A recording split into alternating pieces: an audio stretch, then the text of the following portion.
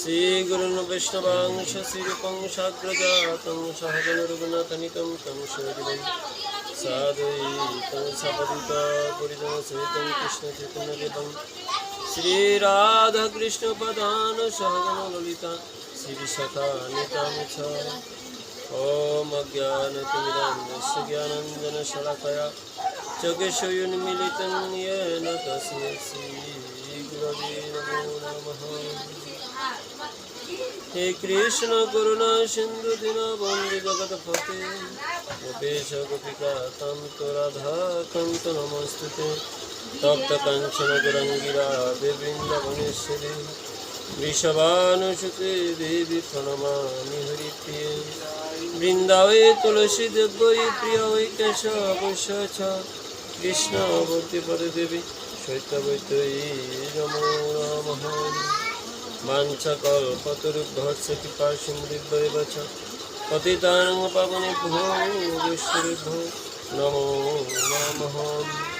जयतां सुरतपङ्गुर्मम मन्दमतिर्गते मत्सर्वस्य पदं भवतु राधा मदन मोहन दिव्यदेवेन्दरकल्पद्रुमाद श्रीमद्रत्नगार सिंहासनस्थं श्रीमद् राधा श्रीगोविन्ददेव प्रेष्ठदेवी शिवमान स्मरामि।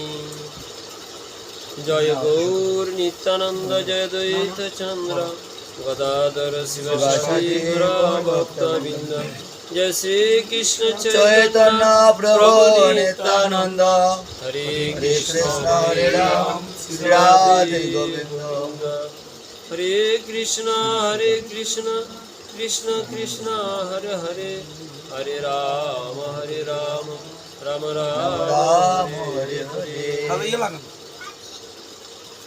श्री विग्रह जेन माने निराकार माने तारे तिरस्कारी बारे कइलो निर्धारणे।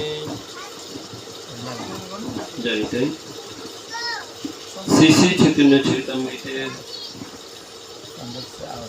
मध्युलीला पंचविंश परिच्छेद। श्री विग्रह जेन माने निराकार माने तारे तिरस करिबार कइलो निर्धारणे। এই সব শব্দ হয় জ্ঞান বিজ্ঞান বিবেক মায়া কার্যে মায়া হইতে আমি ব্যতীতে চৈতন্য চরিতামৃতের এই অংশে অত্যন্ত গুরুত্বপূর্ণ বিষয় আলোচনা করা হয়েছে। আমরা সকলে জানি ভগবানের দুটি রূপ, একটি হলো সাকার, একটি হলো নিরাকার। যাহারা ভগবানের নিরাকার উপাসনা করে তাহাদের নিকট ভগবানের কোনো আকৃতি নেই। তাহারা জানেন না ভগবান দেখতে কি রূপ হয়ে থাকে, ভগবানের রূপটা কি নয়।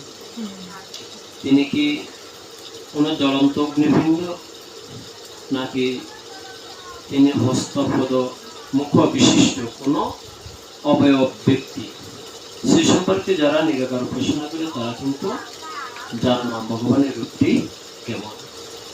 এখন প্রশ্ন হলো, যারা নিরাকার ব্রহ্মের উপাসনা করে বা নিরাকার ভগবানের উপাসনা করে, নিরাকার বলতে কি বোঝায়?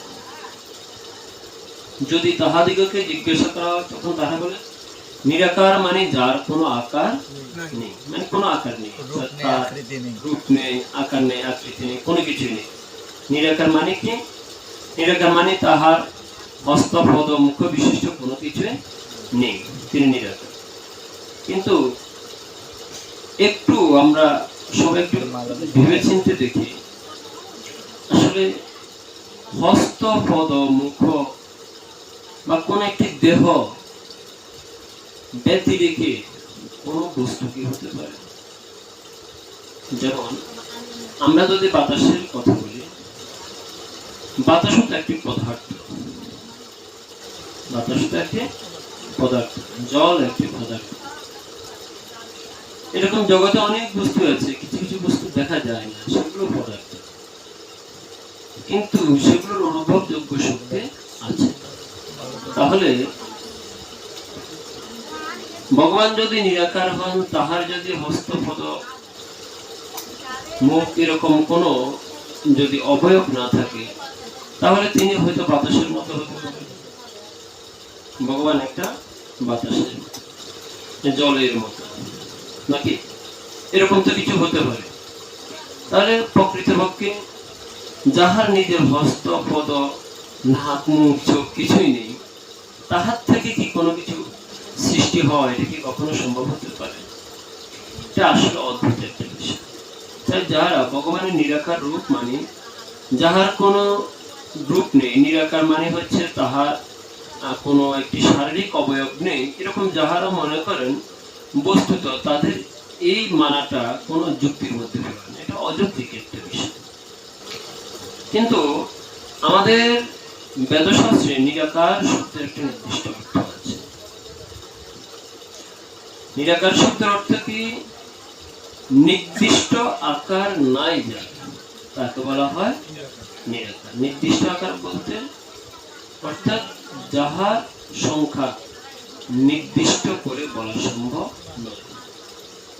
যেমন মনে করুন, এক রকমের আকার, 10 রকমের আকার বা 10 রকমের রূপ, 20 রকমের রূপ, 100 রকমের রূপ, 1000 রকমের রূপ, কত রকমের রূপ, তা নির্দিষ্ট করে কখনো বলা যাবে না। জানি তাই নির্দিষ্ট করে বলা যায় না। এই জন্য এটা কি হয়, নির্দিষ্ট করে বলা যায় না, বিধে তাকে বলা হয় নিরাকার। এখন ঠিক তেমনি ইকোটা একটু কমা যায়, ইকোটা বেশি হয়ে গেছে। ঠিক তেমনি আস্তে আস্তে তার কথা বলা যাবে না, সাউন্ড একটু কম দেয়, তাহলে এই ডাবল ডাবল আর শোনা যাবে না। তো ঠিক তেমনি নিরাকার যেহেতু নির্দিষ্ট রূপে আকার মানে যাকে বলা হয় নির্দিষ্ট আকার বা সংখ্যা গণনা করা যায় না, তাকে বলা হয় নিরাকার। তো সেদিক থেকে আমাদের এই সনাতন ধর্মে যে নির্দিষ্ট অর্থাৎ নিরাকার ভগবানের রূপের কথা বর্ণনা করা হয়েছে, তাহলে আমাদের সনাতন ধর্মের যুক্তিটা অনেক যুক্তিপূর্ণ, অনেক যুক্তিপূর্ণ। হ্যাঁ, তো এই জন্য আমাদের সনাতন ধর্মে নিরাকার ভগবানের যে রূপের কথা বর্ণনা করা হয়েছে তা যৌক্তিক। কিন্তু অন্য যাহারা নিরাকার ব্রহ্মের উপাসনা করে, তাহাদের নিরাকার শব্দের যে যুক্তি তাহারা দেখান, তা দিয়ে কখনো পরমেশ্বর ভগবানের এই রূপটাকে নির্দিষ্ট করা যায় না। এই জন্য চৈতন্য চরিতামৃতে শ্রী কৃষ্ণদাস কবিরাজ গোস্বামী সুন্দর করে বলেছেন, শ্রী বিগ্রহ যে না মানে নিরাকার মানে। শ্রী বিগ্রহ মানে কি? সাকার ভগবানের উপাসনা, যাহার হস্তপদ নাসিকা মুখ সকল প্রকার প্রত্যঙ্গ আছে। তাই যিনি শ্রী বিগ্রহ মানেন না কিন্তু নিরাকার মানেন, তারে তিরস্করিবারে কইল নির্ধারণে, তাহাকে তিরস্কার করা হয়েছে। শ্রীমদ্ ভগবদ গীতায় বর্ণনা করা হয়েছে, যারা নিরাকার ব্রহ্মের উপাসনা করে তাদের উপাসনা অত্যন্ত কঠিন, মানুষ কষ্টে তাহাতে ফল লাভ করে থাকে।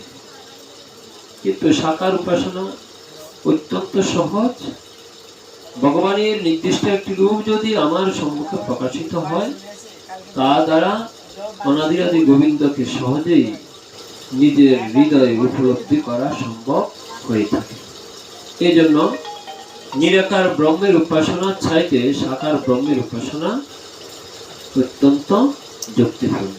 তাই আমাদের সনাতন ধর্মে নিরাকার ব্রহ্মের চাইতে সাকার ভগবানের উপাসনার দিক বেশি প্রতিফলিত হয়েছে। আমাদের বেদে যে 3টি কাণ্ড, কর্মকাণ্ড, জ্ঞানকাণ্ড এবং উপাসনা কাণ্ড, এই 3টি কাণ্ডের মধ্যে সবচেয়ে বেশি গুরুত্বপূর্ণ হলো উপাসনা কাণ্ড।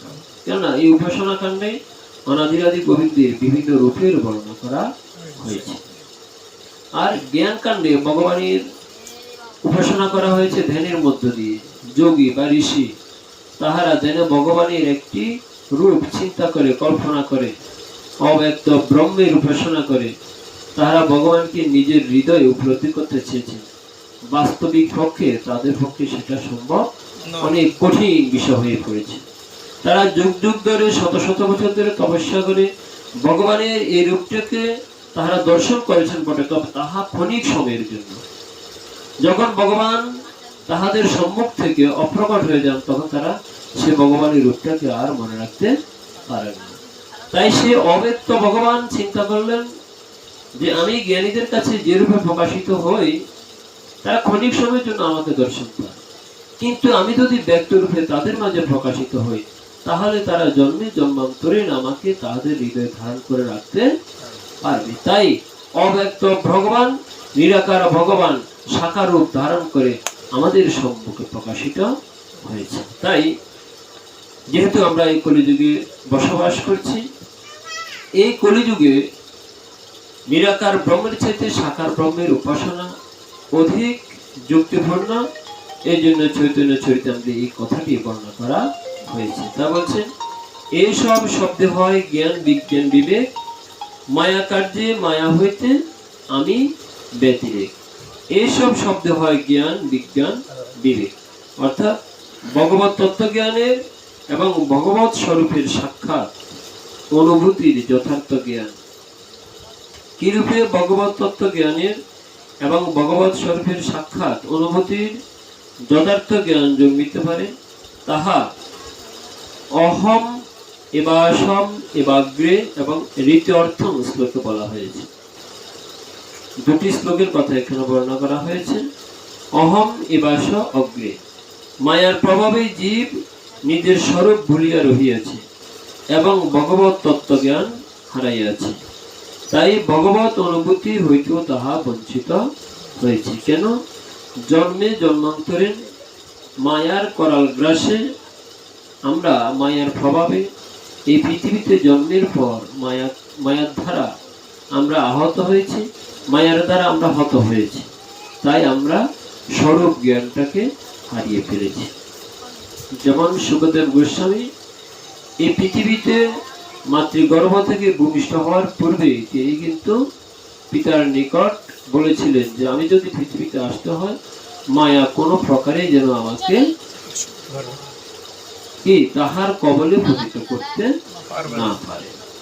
এই জন্য ব্যাসদেব তাহার নিজস্ব ভদনের শক্তির প্রভাবে তিনি কি করেছিলেন, যে সময় শুকদেব গোস্বামী জন্মগ্রহণ করেছিলেন, আবির্ভূত হয়েছিলেন, ঠিক সে সময় মায়াটাকে তিনি সেখান থেকে দূরে সরিয়ে দিয়েছিলেন। সেখানে ভগবত ভক্তিময়, জ্ঞানময়, বিজ্ঞানময় অবস্থা তিনি সে পরিবেশ সৃষ্টি করেছিলেন।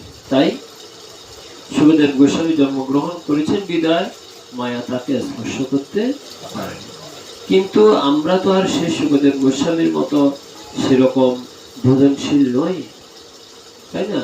তাই আমরা জন্মে জন্মান্তরে মৃত, আমরা জন্ম মাত্রই মৃত, মায়ার করাল গ্রাসে আমরা মৃত। তো অতএব আমরা যেহেতু শুকদেব গোস্বামীর মতো নই, তাই মায়া প্রতি মুহূর্তে আমাদের কাছ থেকে আমাদের জীবনের গুরুত্বপূর্ণ সময় নিয়ে আমাদের প্রতি মুহূর্তে মৃত্যু প্রদান করছে। প্রতিদিন আমাদের মৃত্যু হয় কোথায়? যখন আমরা প্রতিদিন ঘুমিয়ে পড়ি, সে ঘুমটা হচ্ছে মায়া। আমরা যে নিদ্রা দেয় সে নিদ্রাটা হচ্ছে মায়া। প্রতিদিন আমাদের মৃত্যু হয়, আমরা আবার জন্মগ্রহণ করি।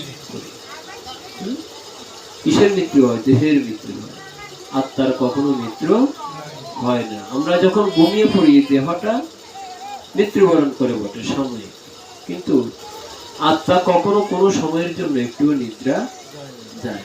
আত্মা কি নিদ্রা যায়? যায়। আত্মা সর্বদা কিন্তু প্রকাশিত, আত্মা সর্বদা জাগ্রত।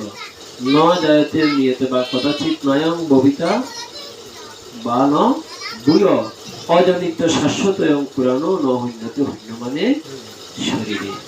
তাই আত্মার জন্ম নেই, মৃত্যু নেই, তাহাকে জলে ভিজানো যায় না, তারপর বাতাসে শুকানো যায় না। তাই আত্মা শুধুমাত্র ন হইন্যতে হইন্য মানে শরীর, এক দেহ থেকে আরেক দেহে শুধুমাত্র গমনাগমন করে। এ হচ্ছে আত্মার স্বরূপ। তাই মায়া কার্যে মায়া হইতে আমি ব্যতিরেক। মায়া কার্য মানে কি? মায়া এবং কার্যে। মায়া হইতে মায়া এবং মায়ার কার্যস্বরূপ জগৎ প্রপঞ্চ। ভগবানের বহিরঙ্গা শক্তির নামই হচ্ছে মায়া। এই বহিরঙ্গা মায়া শক্তির ক্রিয়াতে জগৎ প্রপঞ্চ রচিত হয়েছে। প্রপঞ্চ মানে কি? প্রপঞ্চ মানে হচ্ছে কপটতা। এই জগৎটা হচ্ছে একটি কপটতার জগৎ। এখানে প্রতি মুহূর্তে কপটতা হচ্ছে। আমরা যদি বলি একজন মানুষ আরেকজন মানুষের সাথে কপটতা করছে, একজন ব্যক্তি অপর ব্যক্তির সাথে কপটতা করছে, মূলত আমার দেহটাই আমার সাথে কপটতা করছে। আমার এই যে দেহটা ক্ষিতি, অপর, তেজ, মরুদ, বোম, এই 5টি উপাদান দিয়ে গঠিত। এই 5টি উপাদানের যে আমার দেহটা গঠিত, আমার দেহটাই আমার সাথে কপটতা করছে। মানে কিভাবে? যখন একটি নির্দিষ্ট সময় হয় তখন আমার চোখ ভালো দেখে না। যে চোখ দিয়ে আমি দেখতাম সে চোখ এখন আমার সাথে কপটতা করছে। আমি চোখে দেখতে পাচ্ছি না, কানে শুনতে পাচ্ছি না। আমার যে মেধা নিয়ে আমি গর্ববোধ করেছিলাম সেই মেধা এখন ভালো কাজ করে না। এখন আমি শুনলে মনে রাখতে পারি না। যে মুখ দিয়ে আমি খাবার খেতাম, উদরে ঢুকাতাম, উদরবরণ করতাম, সে উদর এখন আর ডাইজেস্ট করতে পারে না, খাবার সহ্য করতে পারে না। যে পা দিয়ে আমি চলতাম এখন সে পা আমার চলে না। আমার হাতে ব্যথা, পায়ে ব্যথা, পেটে ব্যথা, মাথায় ব্যথা। আমি যদি কোথাও ভগবত অনুষ্ঠানে যেতে চাই সেদিন আমার শরীরটা অসুস্থ হয়ে যায়। শরীর প্রতি মুহূর্তে আমার সাথে কি করছে? বিরোধিতা করছে। আমি চাইছি, আমার মনটা চাচ্ছে, কিন্তু আমার দেহ আমাকে সেই সুযোগটা দিচ্ছে না। আজকে আমরা এসেছি ভগবত আসে, কালকে আসতে নাও পারি, পারবো কি? এরকম কোনো নিশ্চয়তা নেই। ততএব সবার আগে কপটতা করছে কে? আমার দেহ। আমরা তো অন্যকে বলি আমার সাথে কপটতা করেছে, একটু ভেবে চিন্তে দেখুন। আসলে মূল আমার দেহটাই আমার সাথে কপটতা। অতএব এই দেহ যতদিন ভোগ ততদিন, এই দেহ যতদিন মুক্তির উপায় ততদিন। তাই এই দেহকে আমরা ইচ্ছা করলে ভোগের আলয় তৈরি করতে পারি, এই দেহকে ইচ্ছা করলে আমরা সাধনার ক্ষেত্রও তৈরি করতে পারি। ম্যান টু ম্যান ভ্যারি করে, প্রত্যেক ব্যক্তি থেকে ব্যক্তিতে আলাদা হয়। তাই আমি কি আমার এই দেহটাকে ভোগের দেহ তৈরি করব নাকি ভজনের একটি দেহ তৈরি করব, সেটা আমাকে আগে ডিসাইড করতে হবে। যদি আমরা ভজনের দেহ তৈরি করি তাহলে এই দেহ কপটতা করলেও তার কপটতা কখনো আমার সাথে কি প্রতিযোগিতায় টিকবে না। আর যদি আমরা এই দেহটাকে ভোগের দেহ তৈরি করি তাহলে প্রতি মুহূর্তে আমার ইচ্ছের বিরুদ্ধে দেহ আমাকে দিয়ে কাজ করাবে। এই হলো মূল বিষয়। তো দেহটাকে যদি আমরা ভজনের দেহ তৈরি করি তাহলে এই দেহটাকে যথাযথ নিয়মে আমাদের পরিচালিত করতে হবে। এই জন্য আমাদের খাদ্যের প্রতি আমাদের নজর দিতে হবে। খাদ্যটা আমাদের যথাযথ উপায়ে গ্রহণ করতে হবে, খাদ্যাভ্যাস পরিবর্তন করতে হবে। যা ইচ্ছা তা খাওয়া যাবে না, যা ইচ্ছা তা খেলে আমাদের কি হবে? রোগ হবে।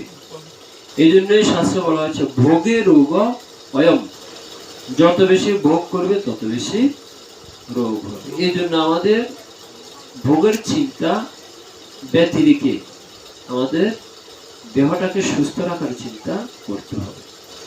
আমরা অনেক সময় অনেক কাজে ব্যয় করি, কিন্তু দেহটাকে 1 মিনিট সময় দেওয়ার আমাদের সময় থাকে না। মনে রাখতে হবে দেহটা হচ্ছে বদনের একটা ক্ষেত্র। এই দেহটা যদি নষ্ট হয়ে যায় বদন করা সম্ভব না। দেহ যদি না থাকে তাহলে আত্মার তো কোনো নির্দিষ্ট কোনো স্থান হবে না। আর আত্মার যদি কোনো নির্দিষ্ট স্থান না হয় কখনো বদনও সম্ভব নয়। সে আত্মাটা প্রেত হয়ে ঘুরবে এখানে সেখানে। যখনই সে একটি দেহ পাবে তখনই সে বদন করার সুযোগ পাবে। তাই বদন করার জন্য এই দেহটাকে আমাদের সুস্থ রাখতে হবে, দেহের যত্ন নিতে হবে। অনেকে হয়তো আমরা বলি এই দেহের যত্ন নিয়ে কি লাভ? আমাদের আত্মার যত্ন নিতে হবে। মূলত একটু চিন্তা করুন, যদি এই দেহের যত্ন না দিই এই দেহটা যদি ঠিক না থাকে আত্মাটাও কিন্তু ঠিক থাকবে না, ঠিকভাবে স্থিরভাবে বসবাস করতে পারবে না। পারবে না। তাই সবার আগে দেহের যত্ন নিতে হবে, সবার আগে দেহের যত্ন নিতে হবে। তাই দেহটাকে সুস্থ রাখার জন্য আমাদের কি করতে হবে? ব্যায়াম করতে হবে, যোগ অভ্যাস করতে হবে, যোগ সাধনা করতে হবে, প্রাণায়াম করতে হবে, হ্যাঁ? এই সমস্ত বিষয়গুলো আমাদের করতে হবে। কিন্তু আমরা তো এই সমস্ত বিষয়গুলোতে একেবারেই উদাসীন। যেখানে ভালো খাবার পাই সবার আগে চিন্তা করি কিভাবে আমি একটু বেশি খাবো, আমি সবার থেকে বেশি খাবো, আমি কেন কম খাবো, নাকি সবার থেকে বেশি খাওয়ার চিন্তা। কিন্তু দেখা গেল বেশি খেয়ে খেয়ে আমার কি ভুঁড়ি বেড়ে যাচ্ছে, রোগ বেড়ে যাচ্ছে। কিন্তু সবচেয়ে কম খেয়ে আমরা বেশি জগৎ সংসারকে দেওয়ার চিন্তাটা করতে হবে, নাকি নাকি বেশি খাইতে হবে? না, বেশি খাই অর্ধেক খালে রেখে দিতে হবে। তো এই জন্য যেমন ভীমের কথা দেখুন, ভীম কিন্তু খেত, প্রচুর খেত, বিগত কিন্তু সে প্রচুর কাজও করত। রান্নাঘরের পুরো দায়িত্ব কিন্তু ভীমেরই ছিল। ভালো রান্না করত, কিন্তু সবাইকে পরিবেশন করে না খাইয়ে কখনো আগে নিজে খেত না, এটা বুঝতে হবে। রান্না করতো, সে চিন্তা করতো রন্ধনশালাতে আমি আছি, যত পারি ততই তো খাবো, আমাকে তো কেউ নিষেধ করতে পারবে না। কিন্তু না, রন্ধনশালায় উনি থাকতেন বটে, সবাইকে সার্ভিস করে সবাইকে দিয়ে তারপর তিনি নিজে সেবা করতেন, এর আগে নয়। তাহলে তার প্রথম হচ্ছে জগৎ সংসারকে দেওয়া, তারপর হচ্ছে নিজে ভোজন করা। আমরা তো সবার আগে শুধুমাত্র খাওয়ার চিন্তাটা করি, তাই না? এই জন্য আমাদের ভীমের কাছ থেকে শিক্ষা নেওয়া দরকার। ভীম পরবর্তী সময়ে খেত কম, যখন তাহার উদরের মধ্যে বৃকোদর নামক রাক্ষসটা মারা গিয়েছিল, তখন তিনি আহার করতেন কম কিন্তু কর্ম করতেন বেশি। কুরুক্ষেত্রের যুদ্ধে সবচেয়ে বেশি সৈন্যকে নিহত করেছে কে? গান্ধারীর শতপুত্রীর মৃত্যু কার হাতে হয়েছে? ভীমই তো সবাইকে একেবারে নিঃশেষ করে দিয়েছে। তাহলে সে মহা যোদ্ধা দুর্যোধনের মিত্র, তাও তো ভীমের কথা আঘাতে হয়েছে। তো অতএব ভীম যেমন আহার করতেন তেমনি জগৎ সংসারের জন্য কর্ম করতেন, ধর্ম প্রতিস্থাপনার্থায় তিনি কর্ম করেছিলেন। ভগবানের সেই বাণীটাকে তিনি কি করেছেন? প্রতিষ্ঠা করেছেন, ভগবানের কর্মে সহায়তা করেছেন। এখন আমরা তো প্রত্যেকটা পঞ্চপাণ্ডবদের মতো এক একজন সৈনিক, আমরা জগৎ সংসারের জন্য কর্ম করছি, কিন্তু ভগবানের আদেশ আমরা কতটুকু পালন করছি? ভগবান অনাদিরাদি গোবিন্দ তিনি কি করেছেন? তিনি রাধার প্রীতিটা নিজের হৃদয়ে নিয়ে এসেছেন। সেই লীলাময় হরি এসেছে নদিয়াপুরী রাধার প্রীতি লয়ে। সেই লীলাময় হরি তিনি আমাদের জন্য যে নামটা নিয়ে এসেছেন, জগৎ সংসারকে প্রচার করার কথা বলেছেন, জগৎ জীবের ধারে ধারে গিয়ে নাম প্রচার করার কথা বলেছে। এখন আমাদের নাম প্রচার অনেক অত্যাধুনিক হয়ে গিয়েছে। এখন নাম প্রচার করার জন্য আর ঘরে ঘরে যেতে হয় না, হয় কি? আমি ঘরে বসে একটু নাম করলাম, নাম করে ইউটিউবে ছেড়ে দিলাম, ফেসবুকে ছেড়ে দিলাম, সবার ঘরে ঘরে নাকি? এখন অনেক ডিজিটাল হয়ে গেছে, নাম প্রচার করার জন্য এখন আর ঘরে ঘরে যেতে হয় না। এই জন্য আমাদের রোগও বেড়ে যাচ্ছে। আগে ঘরে ঘরে যেত, কীর্তনে যেত, কীর্তন করতো। আগে প্রত্যেক মাসের শুরুতে কি করা হতো? নগর সংকীর্তন। এখন সে নগর সংকীর্তনটা আমাদের হারিয়ে গেল। এখন বৎসরের শুরুতে নগর সংকীর্তন হতো, প্রতি মাসের শুরুতে, প্রত্যেক মাসের শুরুতে, মাসের পয়লা দিন নগর সংকীর্তন হতো। এখন সে নগর সংকীর্তনটা আমাদের হারিয়ে গেল। এই যে আমাদের নগর সংকীর্তনটা হারিয়ে গেল। দেখুন, নগর সংকীর্তন আগে ছোট ছোট বালক যারা অংশগ্রহণ করত, অনেক ভক্ত অংশগ্রহণ করত, সমগ্র গ্রামে গ্রামে সকলেই এই যে মানুষের দলে দলে মানুষের যে নাম সংকীর্তন, এটা দেখেও তো হৃদয়ে আনন্দ জাগে। সে আনন্দটা আমাদের হারিয়ে গেল। দই মুড়ি আর নগর সংকীর্তন করে তো আমাদের কি লস নেই, লাভ হয়। সেখানে গেলে কেউ অর্থ দেয়, কেউ আবার উদর ভরণের জন্য খই বা লাড্ডু ইত্যাদি দেয়, যেগুলো প্রসাদ আমরা পেতে পারি। কোনো মতেই কিন্তু লসটা নেই আমাদের, সকল প্রকারের লাভ। কিন্তু দেখুন, কালের প্রভাবে, কালের পরিক্রমায়, কলির প্রভাবে সে সুন্দর সুবর্ণ সুযোগ আমাদের হারিয়ে গেছে, আমরা হারিয়ে ফেলেছি। তো অতএব সে সুযোগ কি আমাদের আর ফিরে আসবে? দেখুন, যেখানে যে জিনিসটা হারিয়ে যাচ্ছে সেটা পুনরায় উদ্ধার করা অনেক কঠিন। ভারত ভূমিতে আগে গুরুকুল ছিল, সে গুরুকুল হারিয়ে গেল, ব্রিটিশরা এসে সে গুরুকুল বন্ধ করে দিয়েছে। আজ এ পর্যন্ত ব্রিটিশরা চলে যাওয়ার পরেও কি সেই গুরুকুল আর ফিরে এসেছে? আসে, সে গুরুকুল আমরা আর ফিরে পাই। এখন আমাদের এই সভ্য সমাজে প্রত্যেকটা মন্দিরে মন্দিরে গীতার স্কুল আছে, সেই গীতার স্কুলগুলো মৃত পায়। সংস্কৃত যেমন একটি ডেড ল্যাঙ্গুয়েজ, মৃত ভাষা বলে বর্ণনা করা হয়, সেই গীতার স্কুলগুলো মৃত পায়। সেখানে কিন্তু গীতার ক্লাসে স্টুডেন্ট নেই, ছাত্রছাত্রীরা আসে না, আমাদের সনাতনী ছেলে মেয়েরা আসে না। সবাই ঘরে বসে বসে এখন শুধুমাত্র মোবাইল নিয়ে ব্যতিব্যস্ত, ইউটিউব, টিকটক ইত্যাদি নিয়ে ব্যতিব্যস্ত। কেউ এখন আর গীতার ক্লাসে আসে না। গীতার যে শ্লোকগুলো, মন্ত্রগুলো, সেগুলো যে আমাদের জীবন পথের পাথেয়, সে সম্পর্কে তারা জানে না, তারা সেখান থেকে হারিয়ে যাচ্ছে। তো অতএব আমাদের সে হারানো ঐতিহ্যকে ফিরে পাওয়ার জন্য আমাদের সনাতন ধর্ম অবলম্বীদের এগিয়ে আসতে হবে। আমাদের প্রত্যেক গ্রামে গ্রামে যে মন্দিরগুলো আছে, মন্দিরগুলোতে যে গীতার ক্লাস, প্রত্যেকের ঘরে ঘরে গিয়ে সবাইকে সচেতন করতে হবে। যিনি গীতার ক্লাসের শিক্ষক, এটা ওনার একার দায়িত্ব নয়, এটা আমাদের সকলেরই দায়িত্ব। আমাদের সকলের এটা সহযোগিতা করা উচিত, তাই নয় কি? আমাদের সকলেরই সহযোগিতা করা উচিত। হ্যাঁ, আমাদের সনাতন ধর্ম অবলম্বী পিতামাতারা কিন্তু এই বিষয়ে একেবারে অসচেতন, তাই তাদের সচেতন করা সবার আগে প্রয়োজন। আর একটি জিনিস মনে রাখতে হবে, আমরা যদি আবেগ দিয়ে সবকিছু চালাতে যাই তাহলে কিন্তু এটা সন্তানদের জন্য ভালো হবে না। হয়তো আমি সময় ক্ষেপণের জন্য বা সময় বাঁচানোর জন্য বা ছেলে মেয়েদের হাতে একটি মোবাইল তুলে দিলাম, এটা আসলে আদৌ তাদের জীবনের জন্য ভালো নয়, এটা তাদেরকে ক্রমাগত ধ্বংসের দিকে নিয়ে যাচ্ছে। এই মোবাইল ব্যবহারের সুবিধা থেকে অসুবিধা তাদের জন্য বেশি, কেননা তারা মোবাইলের ব্যবহার বিধি সম্পর্কে ভালো জানে না। তাই বিশেষ নিবেদন থাকবে, ছোট ছোট ছেলে মেয়েদের হাতে মোবাইল না দেওয়াটাই, না দিয়ে তাদেরকে অন্তত একটা জপথলি দেন, তাদেরকে একটি গীতার গ্রন্থ দেন, গীতার একটি শ্লোক সুন্দরভাবে লিখে দেন, একটি শ্লোক শিখতে দেন।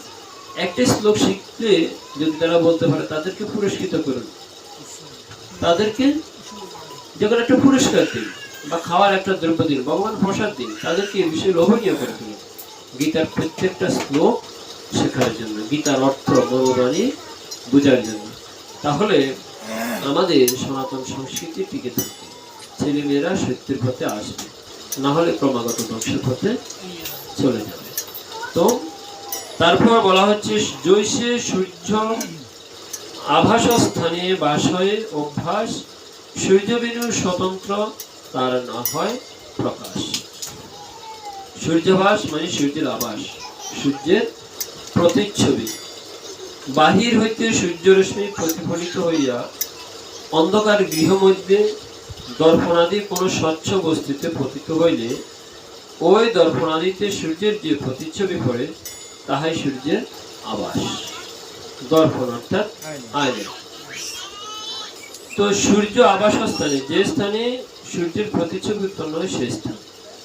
আর ভাষায় মানে দীপ্তি পায়, যেখানে সূর্যের রশ্মিটা প্রকাশিত হয়। আর আভাস মানে কি? আভাস মানে হলো জ্যোতি। সূর্য বিনু স্বতন্ত্র তার না হয় প্রকাশ। সূর্য থেকে, সূর্যের আলোকে কখনো আলাদা করা যাবে না। ফুল থেকে তাহার গন্ধকে কখনো আলাদা করা যাবে যাবে না। তো ঠিক তেমনি এখানে সে কথাটি বলা হচ্ছে, সূর্য থেকে যেমন সূর্যের প্রতিচ্ছবিটা বা আলোটাকে আলাদা করা যায় না, তো ঠিক তেমনি এখানে যে কথাটি বলা হয়েছে, অপলক দৃষ্টিতে চাহিয়া থাকিলে ক্রমে যেন উজ্জ্বলতা চাকচিক্য বৃদ্ধি পাইয়াছে বলিয়া মনে হয়। ঠিক তেমনি রীতি অর্থম যেখানে যে শ্লোকে বলা হয়েছে, প্রতিচ্ছবির উজ্জ্বল চাকচিক্যময় আভাসকে মায়ার জীব মায়াক্ষ অর্থাৎ আমার অংশ আমরা সেটা মনে করি। বর্ণ সাবল্যজনিত অন্ধকারময় অবস্থাকে গুণমায়াক্ষ অংশের সাথে তুলনা করা হয়েছে। জীব ভগবানের কিরণ কোন স্থানীয়, আমরা প্রত্যেকে হচ্ছি ভগবানের সেই এক একটা প্রতিচ্ছবি। ভগবান যদি সূর্য হন, আমরা হচ্ছি সে ভগবান সূর্যের এক একটা প্রতিচ্ছবি। আমাদেরকে কখনো ভগবানের থেকে আলাদা করা যাবে না, কেন আমরা প্রত্যেকেই এক একটা আত্মা। আত্মা সৃষ্টি কোথা থেকে? পরমাত্মা থেকে।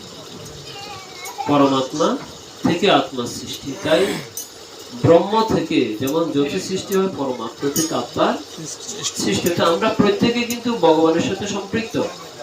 জীব নিত্য কৃষ্ণ দাস তাহা ভুলে গেল, এই কারণে মায়া পিশাচ শিকারে গলায় বাঁধিল। আমরা ভগবানকে ভুলে গেছি, কিন্তু ভগবান থেকে আলাদা হয়ে যায়নি। বুঝতে হবে, আমরা ভগবানকে ভুলে গেছি বলে ভগবান থেকে আলাদা হয়ে যায়নি। ভগবানের সাথে আমাদের রিলেশন আছে। যেমন দেখুন, একটি পরিবারের 3, 4, 5 বংশ পরম্পরা আগে যারা, তারা হয়তো অনেক দূরে চলে গেছে, তাদের সাথে আমাদের অনেক দিনের যে সম্পর্ক, আমাদের যে আত্মীয়তা সম্পর্ক, গোত্র সম্পর্ক, বংশগত যে সম্পর্ক, রক্তের যে সম্পর্ক, সেটা হয়তো আমরা তাদেরকে চিনি না, জানি না, ভুলে গেছি। কিন্তু আপনারাও তাদের সাথে কি আমাদের সম্পর্ক ছিন্ন হয়ে গেছে? হয়নি। সম্পর্ক ছিন্ন হয়নি, সম্পর্ক আছে। ঠিক তেমনি অনাদিরাদি গোবিন্দের সাথে আমাদের সকলের সম্পর্ক আছে, সম্বন্ধ আছে, কিন্তু আমরা সেটা ভুলে গেছি। এই জন্য কি হচ্ছে, মায়া, আমরা মায়াটাকে আপন করে নিয়েছি, ভগবানকে ভুলে গেছি। আমরা যদি ভগবানকে আপন করে নিতাম, মায়াটা তখন আমাদের কাছ থেকে দূরে সরে যেত। এই জন্য গীতায় বলা হয়েছে, দৈবিহেষা গুণময়ী মম মায়া দূরত্বয়া মাম এবং যে প্রবৃত্তন্তে মায়া মেতাম তরন্তি। তাই আমরা যদি ভগবানকে আপন করে নিই, মায়া আমাদের কাছ থেকে দূরে সরে যাবে। আর যদি আমরা মায়াটাকে নিজের কাছে নিয়ে আসি, তাহলে ভগবান আমাদের কাছ থেকে দূরে সরে যাবে। এই জন্য কোনটাকে আমরা আপন করে নেব, সেটা আমাদেরকে আগে সিদ্ধান্ত নিতে হবে। আজকে এই অন্নপ্রাশন মহা মহোৎসবে নবাগত যে বালক এই অন্নপ্রাশন অনুষ্ঠানে সে ভগবানের প্রসাদ সেবন করে কি করবে, নিজের জীবনের প্রথম যাত্রাটা শুরু করবে। তাই যাহারা ভগবানের বিশেষ ভক্ত এখানে কৃপা করে আগামীকাল উপস্থিত থাকবেন, যখন তাহার বদনে প্রসাদটা দেওয়া হবে, অবশ্যই আপনারা সেই সময় নাম সংকীর্তন করবেন। আজে বাজে কথা না বলে, এই সেই কথা না বলে আপনারা সকলে নাম সংকীর্তন করবেন, এবং নাম সংকীর্তনের মধ্য দিয়ে তাহার বদনে যেন প্রসাদ দেওয়া হয়, তাহার প্রসাদে যেন ভক্তি বৃদ্ধি পায়, এবং এই প্রসাদ দিয়ে তার দেহ যেন গঠিত হয়, এবং তিনি যেন ভগবানের কৃপা লাভ করতে পারেন। এভাবে ভগবত ভক্তিময় অনুশীলনের মধ্য দিয়ে বালকের জীবনটা সুন্দর সুখীময় হোক, এই শুভকামনায় আজকে শ্রীপুর আমরা এখানে বিশ্রাম নিচ্ছি। বলো শ্রী গুরু নিতাই গৌর।